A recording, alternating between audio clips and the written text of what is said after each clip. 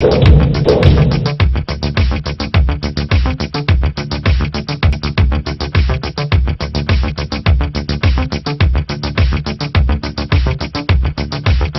marks birthday in low key.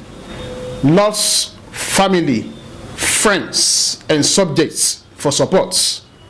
Asayin of Isayin land, Oba Dr. Abdigeni Adekunle Salau, JP, DVN, Ologwebi Ajinese 1, has declared that he marked his 65th birthday in a low key in 2021, having realized that birthday should be a day to ponder only on greatness of one's creator. Oba Salaudeen gave this hint shortly after the celebration of his birthday at his residence, Odomu, Iseyin, Oyo State, while feeding questions from National Point Blank. The monarch said, not you.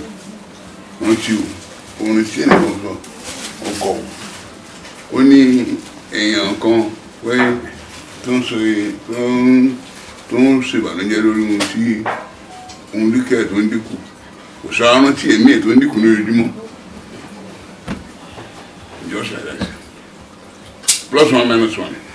He stated that he will be committed forever towards the uplift of his town, and so charged his subjects to support him fully in his quest to develop his saying.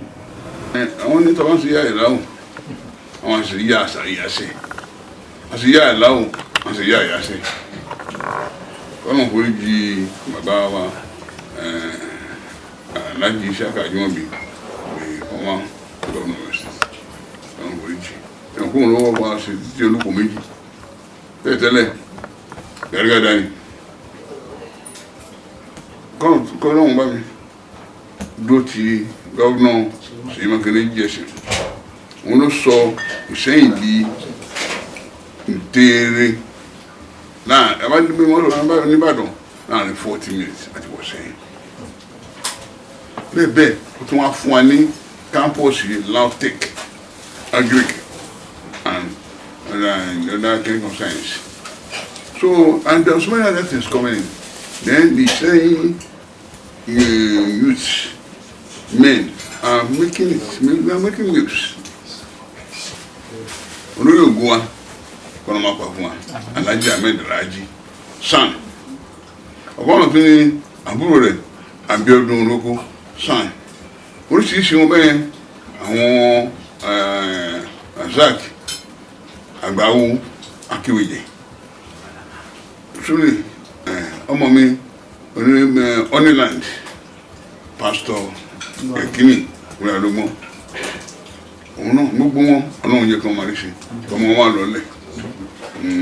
rejoicing with Asayin on his birthday, Prince Femi Olalere identified Ajinese as a worthy leader and royal father whose reign has ushered in unlimited developments. Dr. Abdulgani Adekunle Salaudeen Ologwebi Ajinese 1 is an amiable character. In fact, he is a loving, caring, listening, humble to a fault. Even as a king, he is too humble to a fault.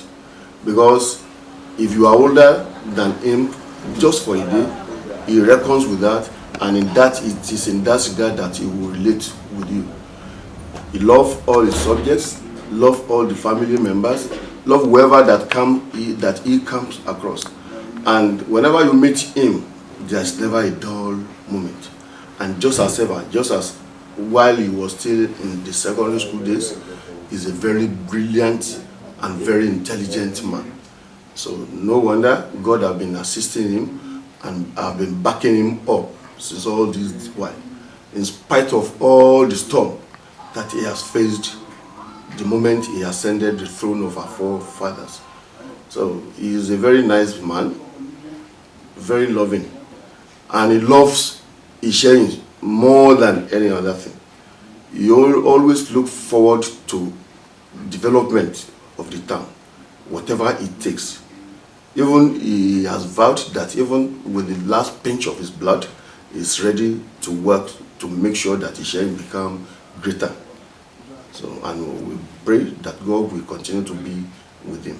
According to another prince of Ìṣẹ̀yìn land, Semiu Aziz, Àsẹ̀yìn of Ìṣẹ̀yìn land is a rare gift whose priority is seeing its subjects developing and succeeding in their endeavors.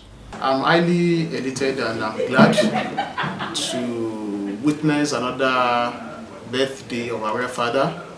In fact, it is worthy of celebration, and of course, Baba has decided to mark it in a low key. So despite that, we have a lot of people here gathered to rejoice with our father, with the aim of showing the kind of love to him.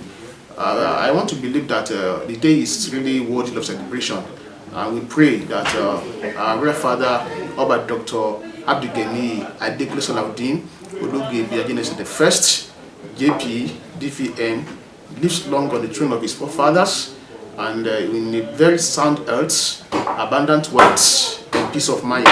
And we thank God is a gift, and a worthy gift for that matter, to Ìṣẹ̀yìn land and Òkè-Ògùn by extension. His reign has it has featured a lot of developmental achievements, and paramount among this is peaceful coexistence among different tribes that are residing in Ìṣẹ̀yìn. We have the Yorubas, we have the Igbos, and we have the Hausas. So far, so good. Since the emergence of Kábíyèsí Àsẹ̀yìn of Ìṣẹ̀yìn land by Dr. Salaudeen, the town has been enjoying relative peace because there are no major crises among these various ethnic groups we have in the community. So we pray the God Almighty assist our father to sustain and maintain the wisdom that he has been using to foster this harmonious relationship. Of course, the town has witnessed a lot of development too. So when you look at the structures, you look at the number of banks that he has recorded, and in recent time we have emergence of higher institutions of learning. So we have Sap Polytechnic here. Of course, it is owned by an illustrious son of the land, and that is engineer Isaac Olonso. So it is a call. It is a call and a pointer that other well-meaning individuals of the Ìṣẹ̀yìn should come down to the community and invest. And by the grace of God, they are not going to regret such an investment. Of course, we also have to appreciate our government, those that have been marking the affairs of the states. They have been so faithful. They have been so wonderful when it comes to giving dividend of democracy to Ìṣẹ̀yìn. So we appreciate all the state governors, the former one and the present one. They have elevated this community in terms of provision of infrastructure facilities.